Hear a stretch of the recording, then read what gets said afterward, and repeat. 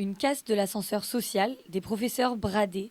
Comme Luc Albert, professeur de prépa à Valbonne, les enseignants ne digèrent pas la réforme des rythmes scolaires. S'il n'y avait pas eu ce ras-le-bol et ces déclarations à l'emporte-pièce ces derniers temps, il n'y aurait jamais eu ça. Personne n'est content d'être là. Pourtant, le corps enseignant n'est pas opposé au principe d'une réforme. Il dénonce surtout un manque de communication et un ministre qui ne les écoute pas. Mensonges, contre-vérité, les enseignants de classe préparatoire s'estiment victimes de rumeurs. Pour eux, ils ne sont pas des nantis, mais les défenseurs de l'école gratuite et républicaine.